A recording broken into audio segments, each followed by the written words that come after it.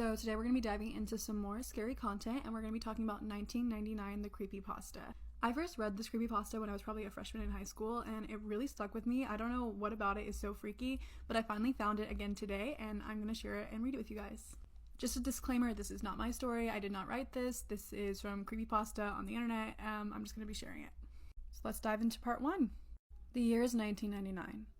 That sentence brings me back to my senior kindergarten class when I was 5 years old, where we used to read out the date on the blackboard every single day. The year 1999 exists as a stain in my mind, however, as a memory that will not go away no matter how I try to forget it. 1999 marked the year I lost my first tooth, my first time on a plane, and unfortunately, the early loss of my childhood innocence.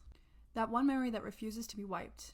It all started with that new, or old, TV. At that time, Pokemon was the latest fad to hit the school. Pokemon cards, games, stickers, and the most popular, the TV show.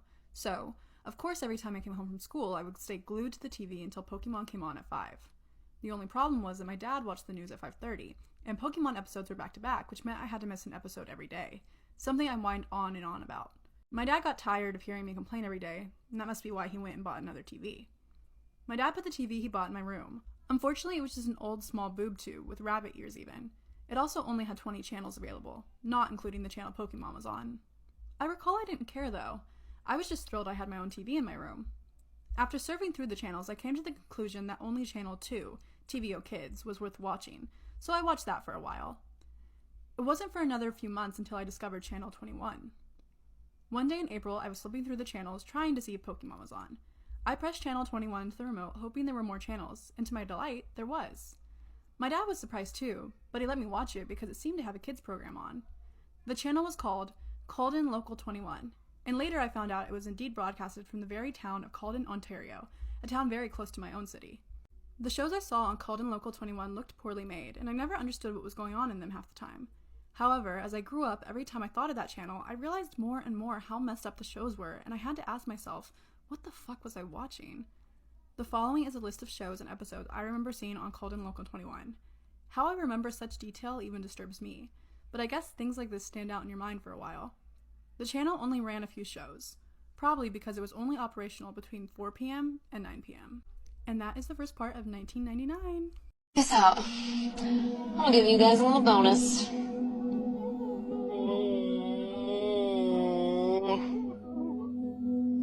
Alright, that's about as raunchy as I'm gonna get.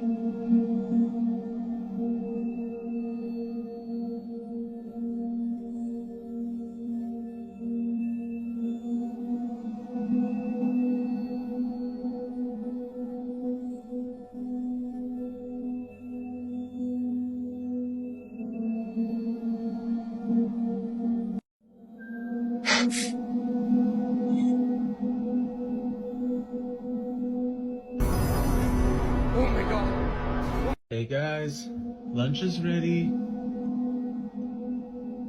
Oh my god. Honey, pack your shit! The kids are wearing their matching tracksuits and staring at the wall again!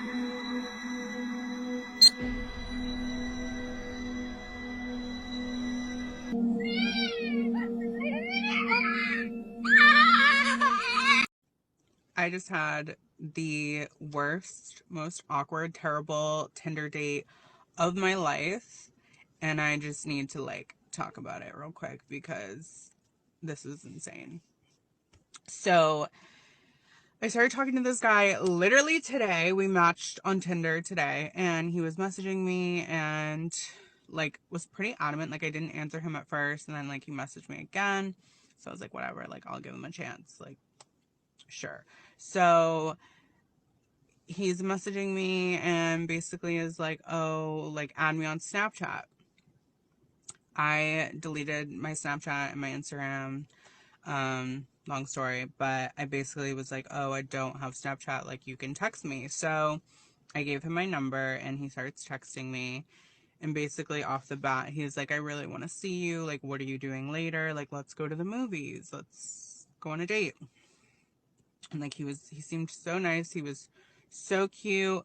On his Tinder bio, it said he was in finance. He's 6 feet. He had a bunch of pictures. He was verified. So real person. I was okay, sure, let's go on a date. And he sent me like this movie and everything, and basically I was like, yeah, like I'm down, like let's do it. And he was like, awesome, like bought the tickets, like I'll see you tonight, blah blah blah. And then we're planning out like when we wanted to meet, if we wanted to meet like prior, all this stuff. We talked like all day basically. And so it finally came to like before we were going, and he tells me that his car is in the shop and he has to Uber, and it would be really nice if I wanted to pick him up. Instant fucking red flag. I should have just ran then. Don't know why I didn't. I was already in deep enough. I was just like, yeah, no, like we should just meet there, like just Uber. So he's like fine with that, whatever. So he Ubers there, I'm driving, and he gets there like a few minutes before me. So I call him when I pull in. I'm like, hey, I just got here. We got there like an hour early because we wanted to meet up and like talk and stuff before. I wanted to like get to know him, because when you're at a movie, you can't talk and get to know the person. I'm so stupid for all of this. In hindsight, like I see this now. Anyway, I call him. I'm like, oh, like, do you want to like come in my car and like we can like hang out in here and like talk before the movie or whatever? And he's like, yeah, sure. Like I'll come out, just park wherever. Thank God I park literally right front and center, like under the lights. There's people outside. There's people in their cars. Like, so I'm parked right front and center. He gets in my car and like all is like fine. And we're talking, whatever. And I basically like had to tell him. So before I left my house, I realized I had a cold sore on my lip, whatever. Like a lot of people get them. I've gotten them ever since I was a little kid. I don't know, but I know they're contagious, and I know it's basically herpes or whatever. So I had to tell him, and it was like the worst thing to have to tell someone on a first date. And I was so nervous. I was so scared. And I'm like, if you want to leave now, like if you're all set, like I get it, like don't worry. I was like, I swear I don't have any other diseases. Like this is it. I have a cold sore and I have to tell you, because like, yeah, like if we kiss, you know, like obviously we can't. And he's like laughing. He's like, you're so cute. He's like, no, like I don't care. I actually just got over one myself. Like it's fine. Like I want to kiss you. And I was like, oh, like, okay. I was like, your choice, you know? And he's like, can I kiss you? And I was like, sure. Mind you, we literally were only talking for like 5 minutes, not even. Anyways, starts kissing me, keeps kissing me, and like grabs my leg, and I'm like, oh God, like, okay, this is not like, not what I imagined. So I kind of pull away. I started a different conversation. We started talking. He's just acting like really weird. Like he was like kind of annoyed that I like pulled out of the kiss. And so I asked him like, oh, like what happened to your car? Like why is it in the shop? And he starts being so weird and like moving around. He's like, yeah, like actually it's really embarrassing. I lost my license on the 4th of July. I got a DUI, blah, blah, blah. I'm like, oh, like in my head, I'm like, okay, this guy already lied to me about something like this. Like this is just I already have awful vibes about this. Anyways, we get over that, and he just keeps like wanting to make out and like kiss, and I'm like I just feel like I have to, like it was a really awkward situation. And then he starts grabbing my hand and putting it, I'm sure you can guess where, and I basically had to pull away and like tell him like I just want to like get this out of the way now. I'm not trying to do all that, you know, like no. And his whole demeanor changed. He completely changes, and he's basically tells me like that's all he wanted. Like that's why he came tonight. That's why he did all this, because he was expecting that. And I like had to tell him no, like sorry. And before this too, he was telling me that I should move parking spots or whatever, and I wouldn't. And even after me telling him that I'm not doing all that, he still kept trying to get me to move my car to like the back of the theater where it's like completely dark, and he's just acting really off and really weird. And instantly I'm just getting like awful vibes. Like I'm just like, and then he starts like gaslighting me, telling me that I led him on. Huh? Like, I'm so sorry for agreeing to go to the movies with you and I wouldn't pick you up. Like, I didn't even argue with him, because I'm like, if I get this man angry, like, who knows what's gonna happen. I mean, thank God I'm right in front of the theater under the lights and, like, there's people around, so. But he was, like, making jokes, too, because, like, I had a nice car. He's, like, because I kept saying, like, oh, like, I hope you don't kill me. Like, I hope you're not a murderer. And he's like, yeah, I could, like, literally kill you right now and, like, take your car. Like, you have a nice car, blah, blah, blah. And, like, I don't know. Maybe it was just jokes, like, because I was joking about it, but it felt really off to me. And you could tell he was, like, really pissed off that and he kept trying to get me to, like, want to do stuff with him. And, like, he was like, oh, like, maybe we can still go see the movie. Mind you, I did check before I went, and we would have been the only 2 people in that movie. Like, I had awful vibes. I was like, no. I'm like, I don't want to waste your time. Like, your time's valuable. And he's like sulking. He's like, my time's not valuable. Like, I'm like, okay, you clearly are a psychopath, and you clearly have no self-esteem, and you probably will just kill me. Like, I don't even know if I can post this because I can't say all this stuff. Whatever, I'm posting it. But yeah, so basically I started crying and was just trying to make him feel as bad as possible because I'm like, I don't want this guy to kill me right now. Like, he was being really weird. Like, there's so much I could explain, but I had so many red flags. Thank God I had my, like, smarts about me, and whatever, like, this could have ended so much worse. He basically was like, oh, like, will you at least wait for me, like, my Uber to get here? And I was like, yeah, like, sure, like, I'm not gonna, like, piss you off anymore. Like,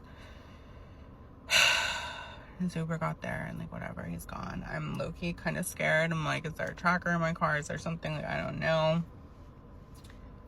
I'm just gonna pray all is fine, I'm okay, but if I wake up dead tomorrow, y'all know what happened. But I shouldn't even joke like that. But anyway,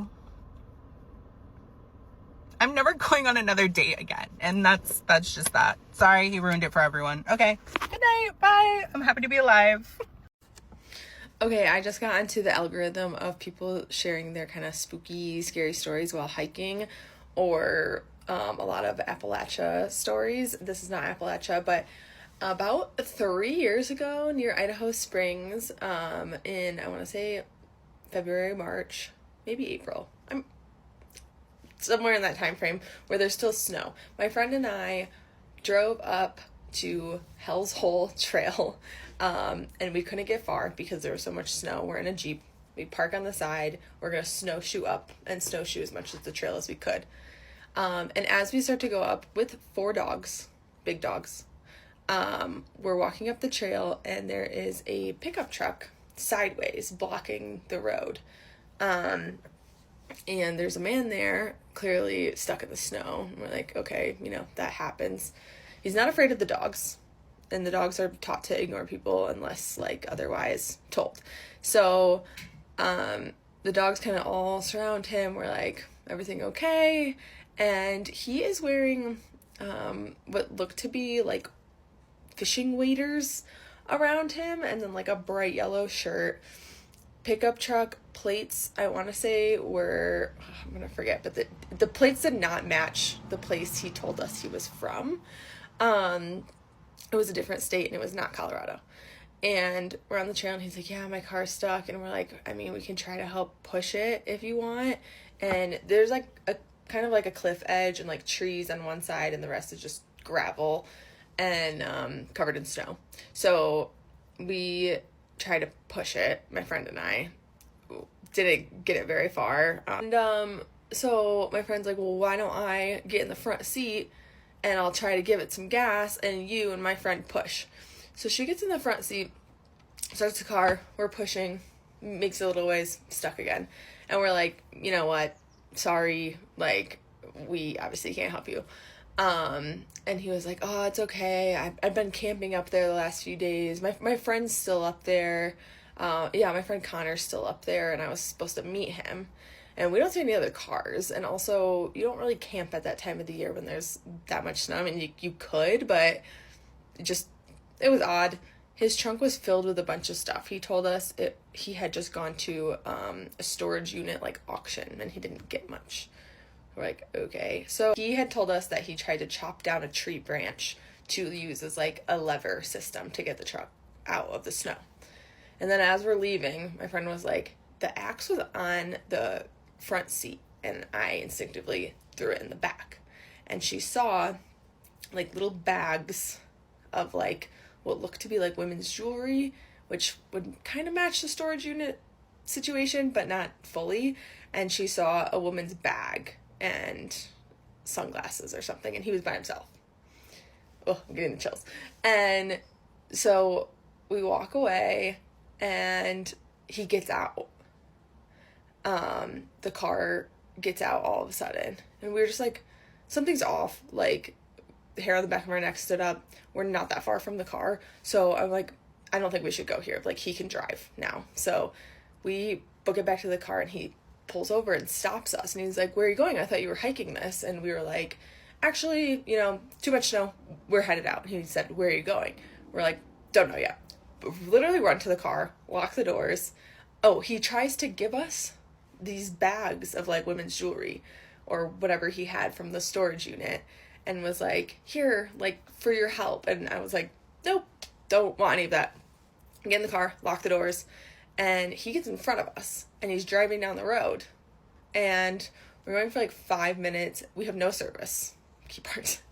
And we get halfway down the road. He is then kind of blocking the road, and he's outside of his car. And we get close. We don't even make eye contact and just zoom around him. At one point, we were like, fucking hit the car. Like, not that was the best idea, but like panicked. So then we're driving, and he drives again. And then we see him pulled over in like just like a little pull-out spot on the side of the road before you get to the town of Idaho Springs. Don't know how he got in front of us. There's not that many roads around there. And the second we get into service, we called the cops, and we were just like, gave the license plate, gave the spot he was parked at, told the situation. I was like, I don't know if he's hiding from something. I don't know if he has a friend up there, or what they did, or why he has all of this stuff from the storage unit.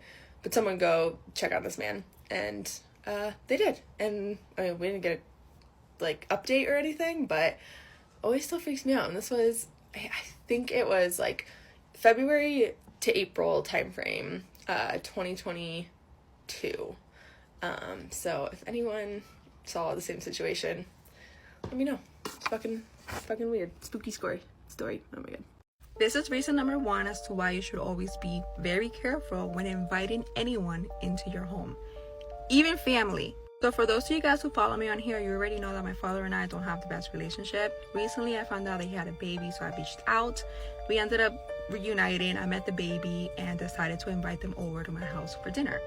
Mind you, my home is extremely protected. So if anybody comes in with any type of negativity around them, they're not going to feel well. So he comes over. The minute he walks in, he starts to become ill. He said he felt like he was gonna faint, that he didn't know what was going on. They ended up cutting their visit short and practically rushed out of the door. I didn't think much of it and just decided to go on with my day. The next day, which was on Sunday, I woke up in the worst possible mood. I couldn't understand why I was in such a bad mood. I had absolutely no reason to feel so angry, but something was just really bothering me. I decided to take the kids to go watch the new Spider-Man to kind of get my mind off of it. Once I left the house, I realized that I no longer felt like that anger. Like, it was gone and I felt fine. But the minute we went back home, I started to feel angry again. Decided to ignore it. I don't know why I keep ignoring things. Decided to ignore it, went about my day. That Monday I wake up, when I go downstairs, I notice that the house is dark. Like, there's this darkness around the house. My house is extremely light. My shades are always open. I don't like darkness. But again, busy with work, I kind of just get ready and go about my day. When I get home later on that day, the house has this weird, like, rotting smell. My kids can't smell it, but I can smell it, and it's bothering me. So I go around cleaning the house. I'm like bleaching, I'm scrubbing, I'm mopping. I'm like, where's that smell coming from? I even like deep clean the trash can, like in the inside, thinking maybe something spilled in there. I couldn't get the smell from like out of my nose.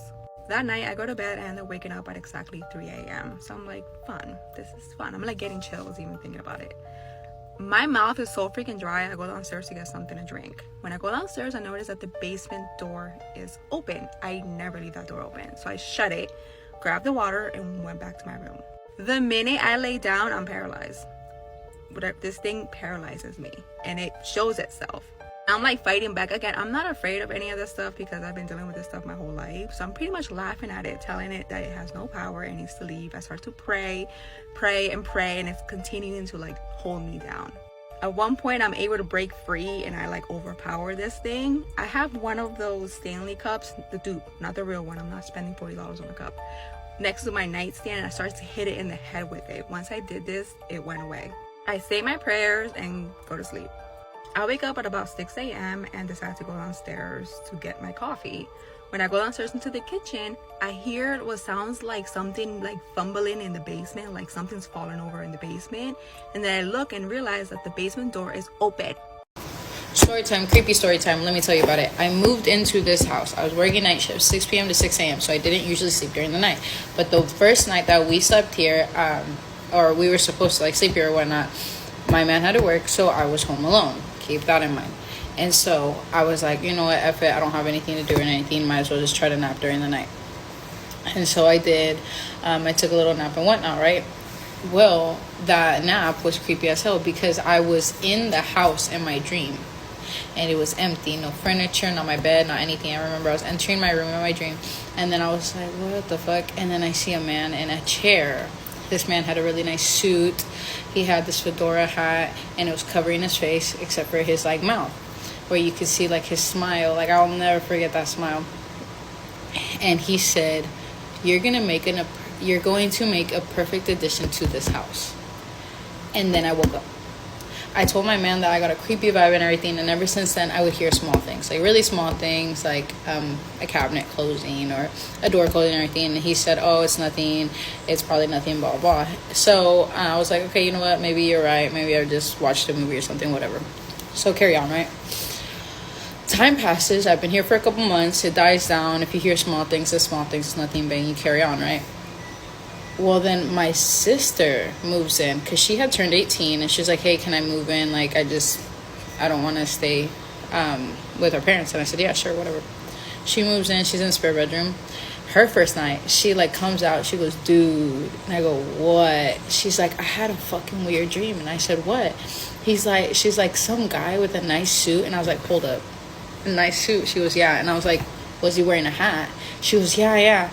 And I was like, was he wearing a fedora hat? She was like, what?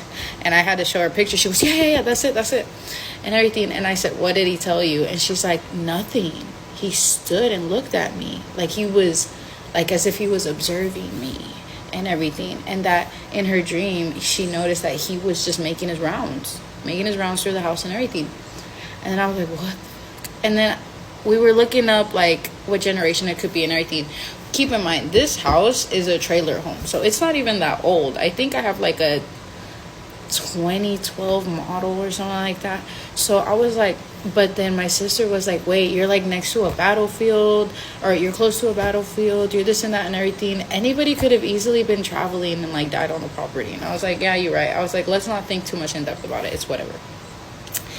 That was just our like, because she didn't make me feel crazy, so that was like our thing. I was like, have you ever like dreamed of him again? She said no, he like only made his presence known that one time.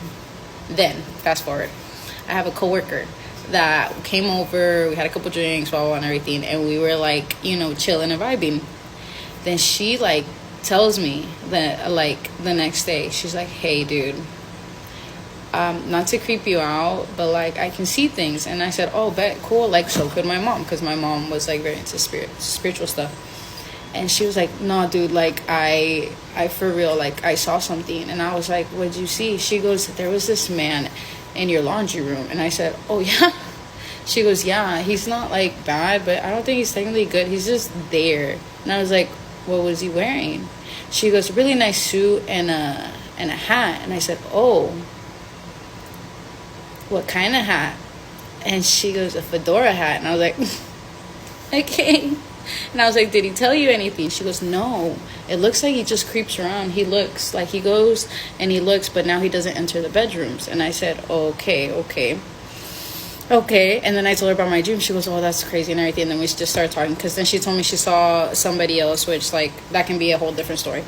But so that happened, right? Fast forward to yesterday. My little nephew comes over, and he's playing with, obviously, like, my son. They're playing everything. He comes out. He goes, the man's dead. And I was like, I looked at my sister-in-law, and I was like, huh? And she's like, what are you talking about? He goes, the man's dead. And he thought about, like, my man, like my kid's dad. And I was like, no, he's in Kansas, and blah, blah. And he goes, no, the man in the room, he's dead. And I was like, my sister-in-law there is in shock. I'm in shock. And I looked at him. I said, hey, baby, does that man have a hat? He goes, yeah, but he's dead. He's standing over there.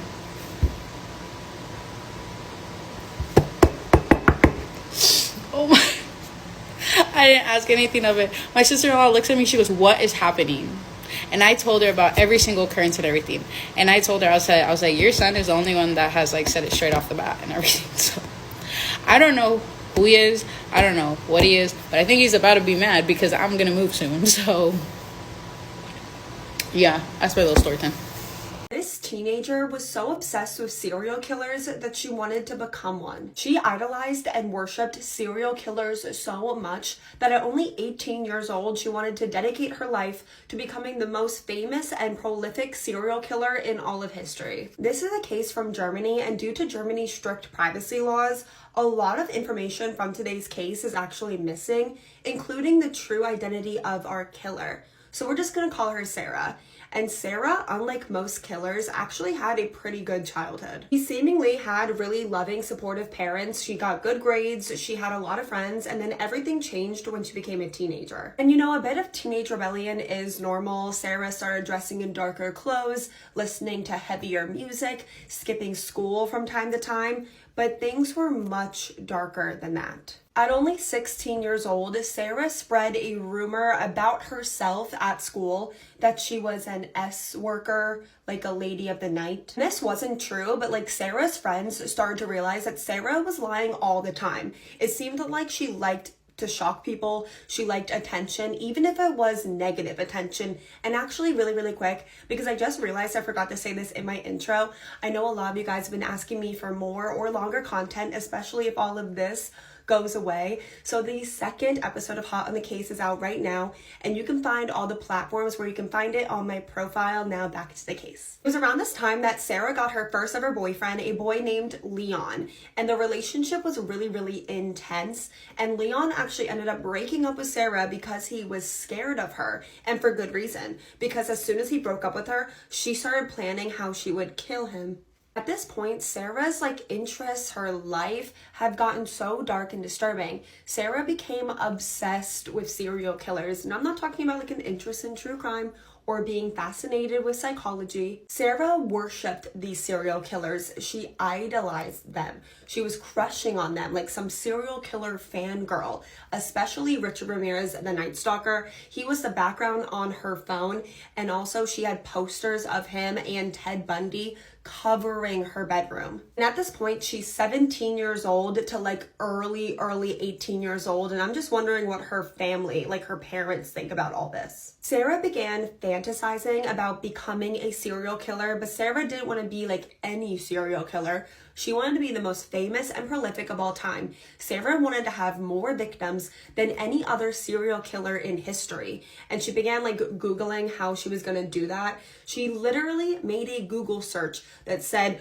what is the best way to become a serial killer? So clearly she's no evil genius. In April of 2021, she bought a very large 12-inch sharp weapon and then began hunting for her first victims. Sarah signed up for a bunch of dating apps and sugar baby sites under the username Domina Cherry. Her bio on these dating sites was that she was a teen girl who had never slept with anyone before, but was also into really rough stuff. And she planned to meet a bunch of men this way because at this point she decided she really just hated men and wanted to kill all men after her breakup with Leon. and she planned to meet men this way and then lure them into like a secluded area where she would end their lives. Because of the certain bio that Domina Cherry chose for her dating sites and her like sugar baby sites, she started getting a lot of attention. She actually got over 220 messages from men on these sites in less than 3 days. Sarah had a date planned for May 3rd, May 4th, and May 5th, with the plan to kill each man on each date 3 days in a row. But her first victim that Sarah chose was a 39-year-old man named Zayed.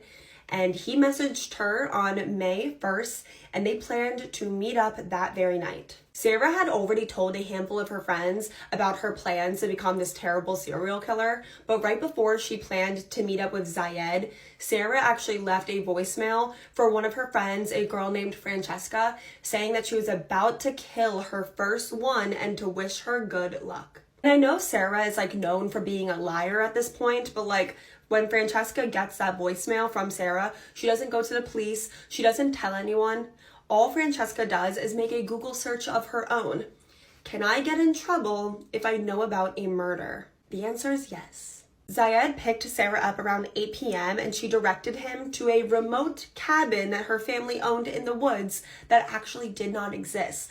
And once Sarah had Zayed turn onto like a secluded dirt road, she took out her 12-inch sharp weapon and plunged it into his neck. Zayed actually attempted to like fight off Sarah, and he was able to like hold his wound to stop the bleeding, and he just like took off. He ran towards the main road where a car stopped. They like helped him like a little bit because the person in the car was actually a nurse, and then they called the ambulance. The ambulance came and rushed him to the hospital. Meanwhile, Sarah is like also panicking, and she also ran away towards like the nearest town because Sarah didn't expect Zayed to like fight back. She just thought that he would automatically die. Sarah ran all the way to a nearby town, and she's looking completely disheveled. She's covered in blood, and she's just whispering to herself, I'm a killer. I'm a murderer. So onlookers in the town called 911, obviously. Sarah was arrested and taken into police custody like 30 minutes after attacking Zayed, and I find it so funny. Well, not funny because she's a killer, but you know what I mean, that Sarah wanted to be this like prolific serial killer that never got caught, and she was gonna have the most victims of any serial killer ever, and she got caught like 30 minutes later, like a half hour later. And I call Sarah a killer because although the hospital did as much as they could, the damage that Sarah did to Zayed was just far too much, and he did pass away surrounded by his family. And Zayed has definitely been scrutinized in his case for his decision to want to meet up with an 18-year-old girl. But Zayed's loved ones say that Zayed was a very good man. He was not the type to like look for hookups. And at the time of his death, he was looking for a long-term relationship and to settle down. And Sarah has never shown remorse once, and actually has only ever felt bad for herself because she got caught too early and didn't kill more men. And behind bars, Sarah actually tried to get her mom to kill her ex-boyfriend Leon because that was like her main target all along. Her mom said no, by the way. I don't think I made that clear. Her mom said she would not do that. And due to Sarah's young age, she received no prison time and was actually only sentenced to 12 years in a psychiatric hospital, and she could be released when she's 31 years old, which honestly really, really terrifies me because I think Sarah is a scary, scary girl and a danger to society. And as for Sarah's friend Francesca, who got that voicemail and knew that Sarah planned to kill Zayed, she was arrested and was facing 5 years in prison, but the charges were dropped. And that's all I have for today's case. Hope you guys all had a very happy new year, happy holidays, and I hope you guys know that you guys were truly one of the biggest blessings of my 2024. Make sure you guys all check out the second episode of Hot on the Case, and I will see you guys tomorrow. Love you. If you think your dating life is bad, let me tell you a story. Okay, let me tell you a story. See that back there? That's a suitcase. On Monday, I drove 3.5 hours to go visit a guy because he's in the army and he just never could come visit me. Whatever. So I drive out there to go spend time with him and be close that I can see him every day for 5 days. I come over, he makes me dinner the first night, burnt the dinner to a crisp. Nothing against it, most men can't cook. Not surprised. So I was like, you know what? I'm going to make dinner tomorrow night. So tomorrow, the next day, I just go drive around and I go grocery shopping and I get like $30 worth of groceries to make like a chicken garlic parm dinner. I go back to his place for 2 hours. I am cooking so that the house smells good when he gets home and that he has something hot and ready to eat when he gets home. So I make this dinner. I prepare it. It's in the oven. He's doesn't want to eat when he gets home right away, which, like, whatever. He's like, I'm going to go work out and then I'm going to eat. And I was like, cool. So he goes and works out. He comes out and we eat dinner. Does not say thank you for cooking the food. He does not say thank you for buying the food. And he doesn't even really compliment. He was just like, at the end, it was like, oh, it was good. That was it. And so then I do the dishes and I clean up. He kind of piddles in there a little bit and then like dries and puts away the dishes. And I was like, okay, well, maybe he had a long day at work. You know what? I have no idea. He's in the Army. Who knows? Who knows what kind of day he had? So I was like, okay, I'll try again tomorrow. So the next day I go out and I get more groceries. I buy the groceries. I go back and I make dinner. He comes home a little early and he goes straight to his bedroom. Straight to his bedroom. And I'm like, okay. So I wait an hour and a half and I'm like, well, he's still not out here. So I'm going to make dinner and eat because I'm hungry. And it's like 6:30 at the time. And I was like, okay, I'm making dinner. So I make a quesadilla for me. I make extra and put it in the microwave for him. He comes out like 45 minutes later after I finish eating. I've already washed my dish and put it away. And I'm just sitting on the couch talking to a friend. He literally, I was like, hey, dinner, I made dinner, it's in the microwave for you. And he was like, cool. Goes in, grabs it, literally walks right back to his bedroom. Right back to his bedroom and sits in there and eats the quesadillas that I made by himself. And I know I'm really worked up about it because right now it is 10:30 at night and I am going home a day early because I'm not doing this. I'm going to be home at 1 a.m. I don't care.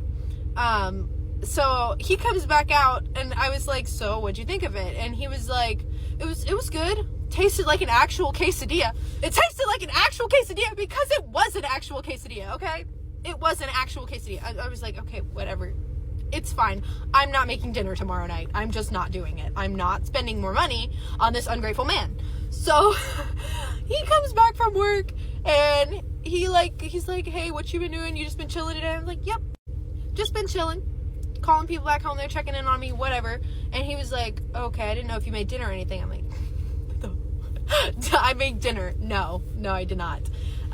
So I was like, do you want to watch a movie tonight? And he was like, well, I think I'm going to just work out and make some dinner. And I was like, okay, cool. So he works out, he burns something in the kitchen for dinner. And I'm literally like waiting to see if he's done and we can watch a movie. He goes back to his bedroom like a troll, like a hermit. And so I go and I sit on the couch and I'm like, you know what? I'm going to watch a movie. So I walk out there to go sit on the couch and select a movie.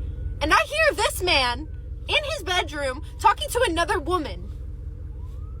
And I literally have the receipts on this, but he's literally in his bedroom playing a game, talking to another woman. And like the first night that I came over, he was like, I'm going to go back and play my game. And I'm like, I wonder if he's just been talking to this chick the whole time. So I was like, I was on the phone with my friend. I said, you know what? I'm leaving. I'm going to just make up some crappy story and I'm leaving. So I packed up all my stuff. I put it by the door and I knocked on his door and I hear him, oh, hold on a second. Somebody's knocking at my door. I'm going to hang up and I'll call you back. I'm like, somebody's me, that person that drove 3.5 hours and took time off work where she could have been earning money to spend time with you. Yeah, that's that someone. So he opens the door and I'm like, hey, my mom's having a medical emergency. She's in the ER. I gotta go home. Total lie. Super fabricated. I mean, I really should have just told him straight up that I think you're boring. I think you have no manners. And why are you talking to another girl in your bedroom? Like, while one is sitting on the couch, literally in your own home. So yeah, I am currently driving home. I am set to arrive at around 1:30 a.m. back in Mississippi.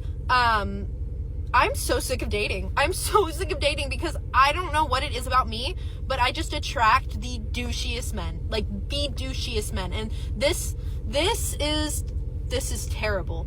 At least I have enough self-worth, I think, to leave. I'm not gonna stick around, but like at the same time, why does this keep happening? What did I do? What did I do wrong? I was never messy. I cleaned his house while he was at work. I swept the floors. I cleaned the kitchen. I cleaned the plastic he burnt off his stove the night before. I cleaned his bathroom. Like, what am I doing wrong? And I'm like, I might be doing too much, honestly. I might be doing too much. It's not that I'm not doing enough. But like, I'm a traditional kind of gal. Like, you open the door for me, you carry my bags, like, you say thank you if I cook for you. You should want to spend time with me. Otherwise, I don't know why we're even considering dating. Like, this is just, it's bad. It's bad. Anyways, that's my rant. So if you think your dating life sucks, mine's probably worse. It's not that bad because I always get out of it, but like, this keeps happening. And this one is the worst because I actually drove here. He would not even come to visit me. He would not come to visit me first. And I drove here. I spent my gas. I spent my money on groceries. I spent my time cooking and cleaning. And yeah, this is what it has amounted to. So I blocked him, so he's hopefully not going to see this video. But if he does, dude, you got to step up your game because you suck. You are boring. We're so boring.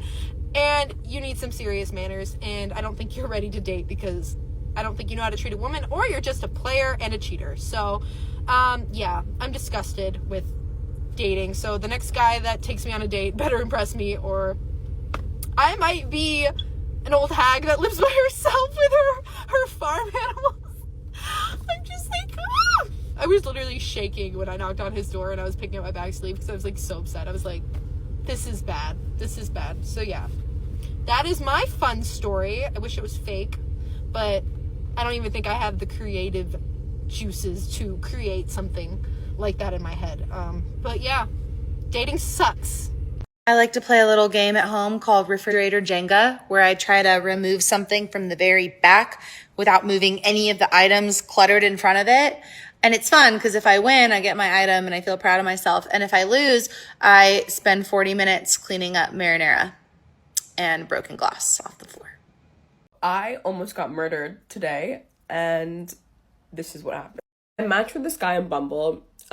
We talk, like, exchange a few messages back and forth, and then we switch to WhatsApp. We decided to go on a date, so he planned one for today. When I asked him to send me what bar we're going to, he sent me a postcode, and he was like, meet here.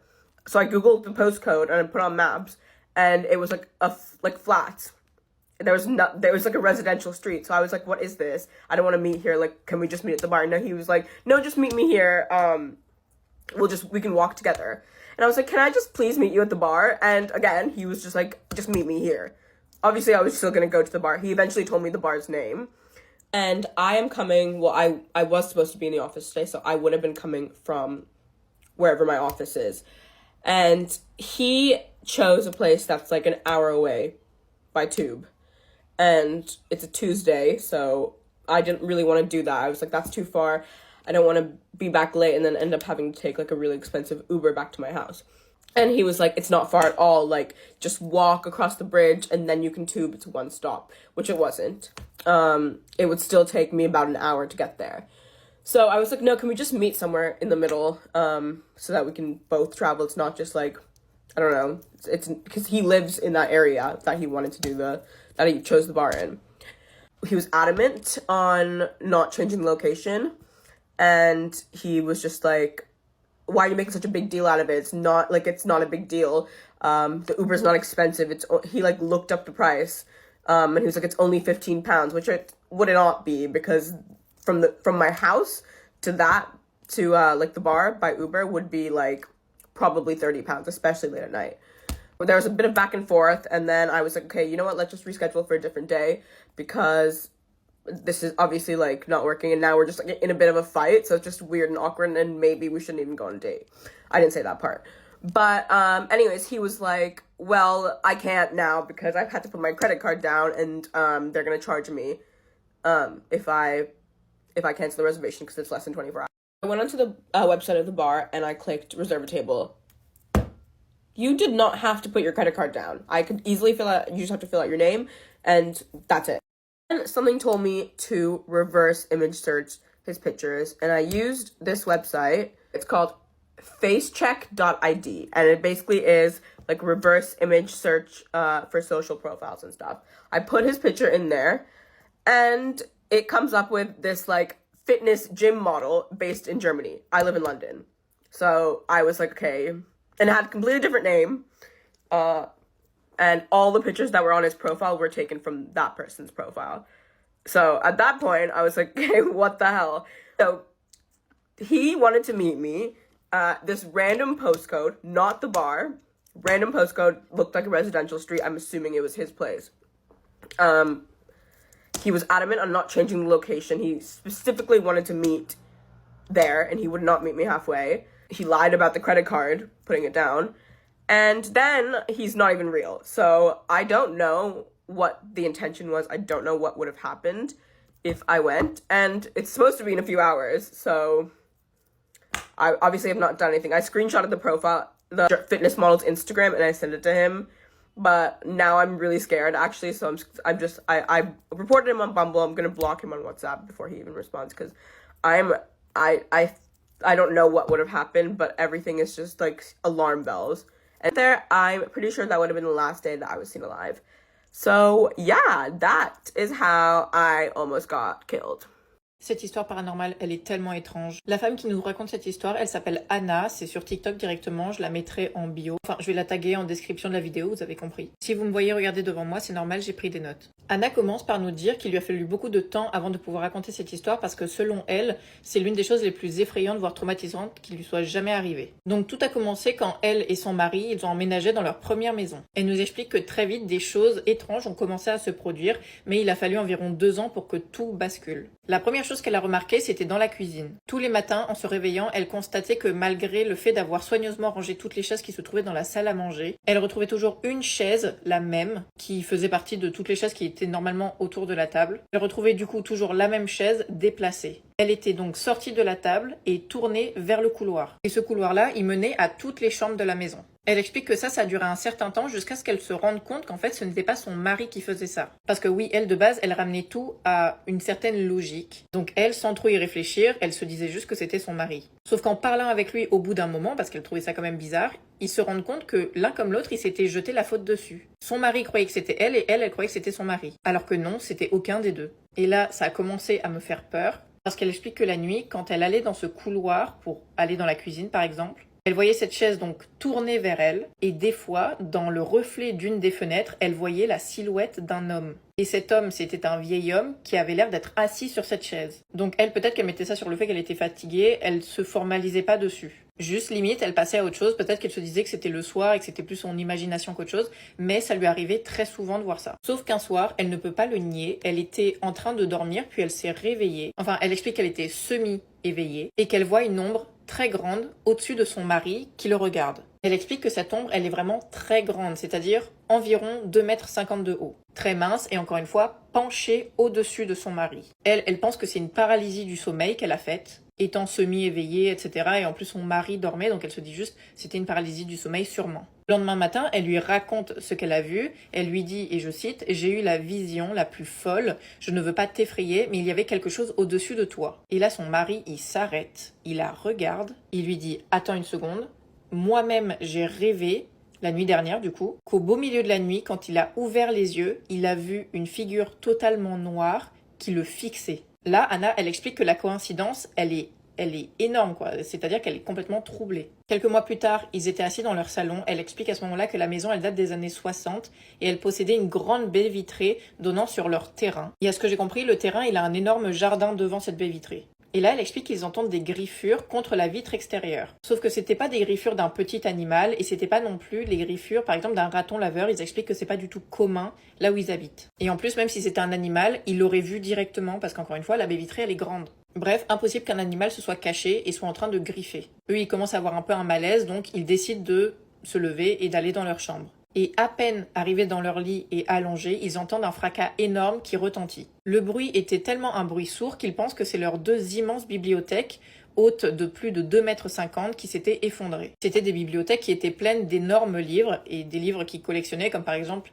National Geographic, etc. Bref, ce sont des livres très épais. Là, Anna, elle nous explique qu'elle a 2 chats, et qu'avec ce fracas, et elle sait pas ce qui s'est passé exactement, mais ils ont 2 chats, et ces 2 chats, ils étaient extrêmement paniqués, et ils ont Ils ont tout simplement couru jusqu'à leur lit. Et là, Anna et son mari se disent, en fait, et s'il y avait un intrus dans la maison? À la fin, ils prennent leur courage à deux mains, ils prennent ce qu'ils ont un peu sous la main pour se défendre au cas où, mais quand ils sortent pour vérifier, il n'y a rien. Rien n'avait bougé, aucune étagère n'était tombée. Pourtant, ils savaient que c'était pas une illusion, encore une fois, les chats, ils ont couru, ils étaient extrêmement apeurés. Tellement apeurés qu'encore une fois, ils ont sauté sur le lit.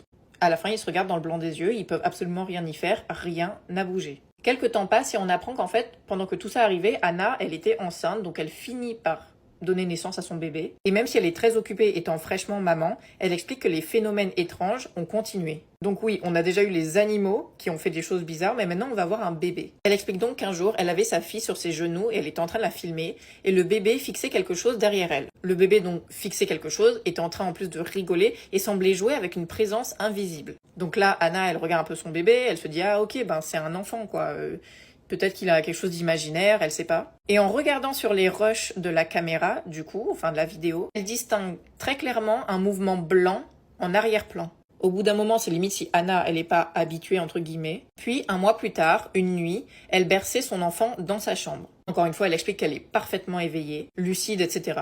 Et en levant les yeux vers le couloir, elle a vu, comme toujours, la chaise tourner vers elle. Parce que oui, ce phénomène ne s'est pas arrêté. Mais cette fois, ce n'était pas juste une chaise. Là, elle explique qu'il y avait une silhouette terrifiante qui s'y trouvait. Elle explique que ce qu'elle a vu, c'était vraiment, ça avait une très mauvaise aura, elle avait un très mauvais feeling, et juste, encore une fois, c'était terrifiant. Elle appelle même ça un démon. Ses mots sont que c'était un démon immense, cornu, avec des sabots. Là, Anna, elle a manqué limite un battement de cœur tellement elle était terrifiée. Et elle explique qu'elle a directement commencé à prier. Bien sûr, c'était très très tard le soir. Donc Anna, là, elle est terrifiée, elle ne sait pas quoi faire, elle sait très bien qu'elle peut pas aller à la police ni quoi que ce soit, et que là, en fait, elle ne se l'imagine pas. Il y a tellement de coïncidences qu'à la fin, ça ne peut plus être des coïncidences. Et surtout qu'elle n'est pas la seule à le voir. Elle finit donc par prendre sa fille et se rend dans une église catholique. Là, elle demande une bénédiction, elle prend une croix et elle remplit une bouteille entière d'eau bénite. Elle a accroché une croix bénie à l'entrée de sa maison et a fait venir une amie catholique pour bénir chaque pièce. Elle dit aussi avoir aspergé les murs d'eau bénite, prié dans toutes les pièces et même baigné sa fille dans l'eau bénite. Chaque soir, avant de dormir, elle bénissait son mari, son enfant, elle-même ainsi que chaque porte de la maison.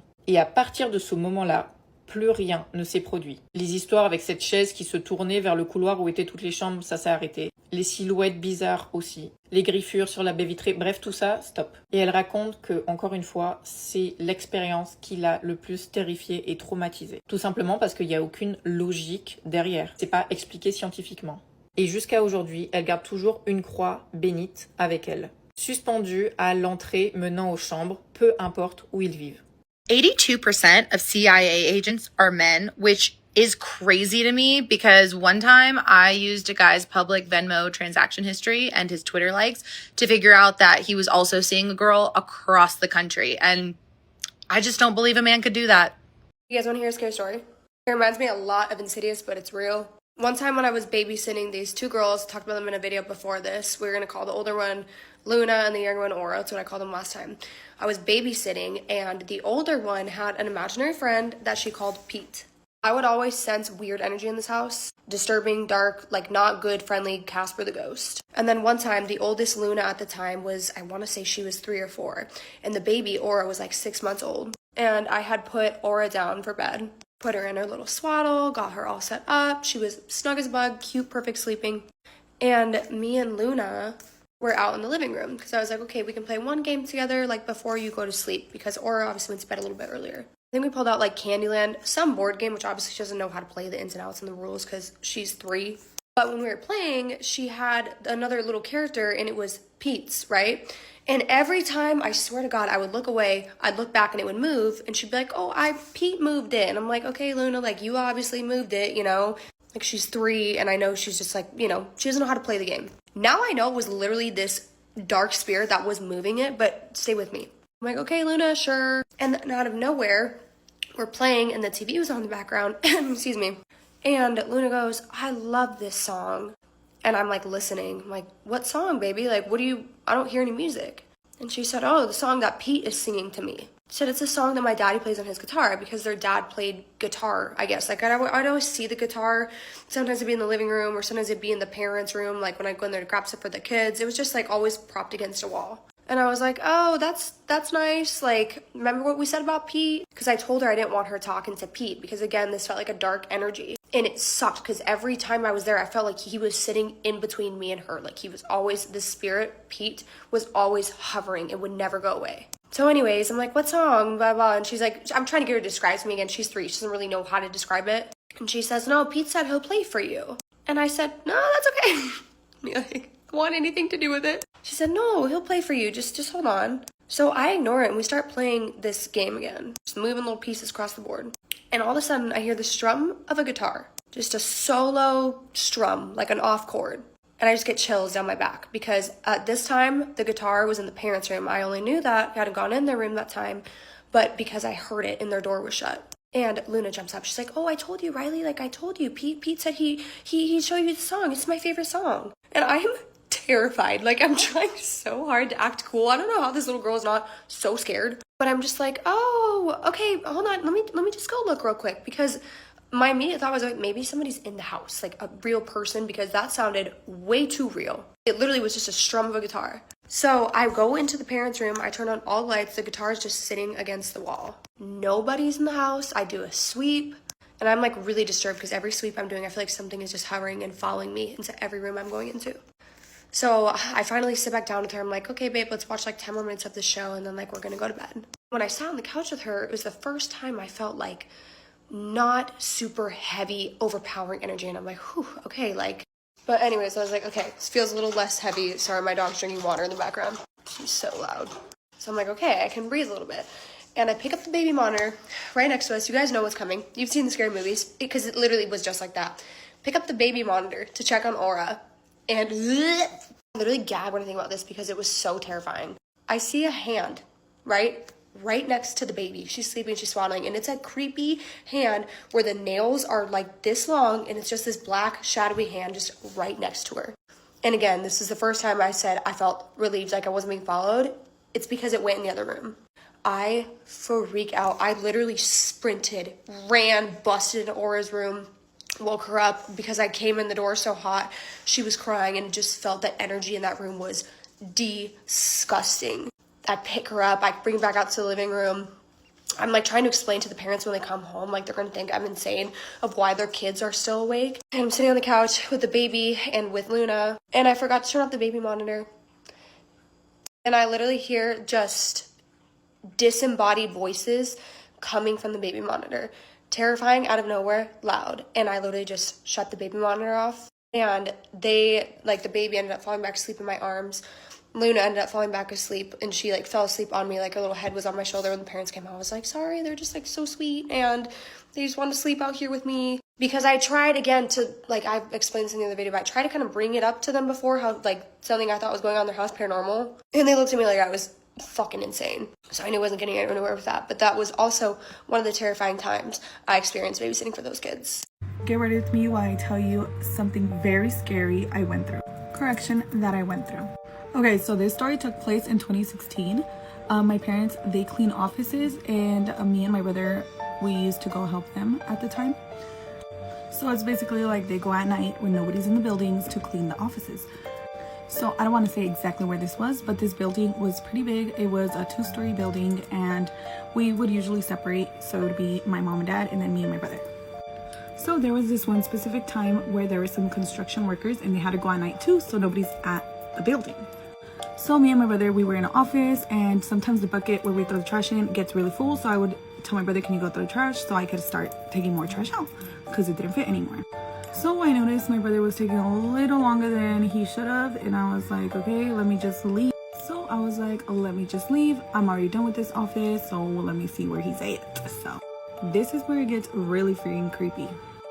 By the time I get to the hallway, my mom and dad and my brother are there, and my brother is telling them that he ran into a construction worker.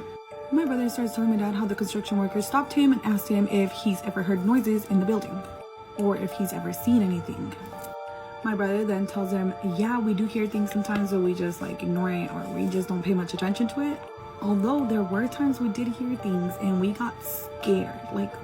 Well, the construction worker starts telling my brother that they're not coming at night anymore. They're getting their stuff and leaving because they saw a little boy So they saw a little boy dressed in hospital clothes, like a hospital gown, running through the hallway, and a doctor or nurse type looking chasing after them. Yeah, and mind you, this building is not a hospital, not a clinic, it is a call center.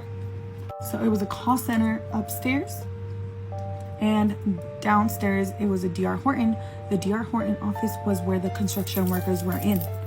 So my dad starts saying like there's no way, they just made that up. Start saying they're just trying to scare you, like blah blah blah. So we just like go about the date. We didn't really think much of it. It did scare us, but we were like, what the fuck? So fast forward a couple months later, so we're back in the building and my dad comes up to us and he looks freaking scared. And we're like, what happened? And he said that he saw so my dad starts telling us that he was in the hallway and that he saw a doctor pushing a patient on like a hospital bed, and they were exiting the building, and that my dad yelled, "Hey!" and that they turned and looked at him directly. The patient looked directly into my dad, and my dad was like looking at him, and that quickly they exited the building. And my dad said he ran out of the building, and when he went out there was nothing, like no cars, it was empty. It's just our car there in the building parking lot. So after that, we decided that we did not want to separate, and my dad was like, F that, we're not separating.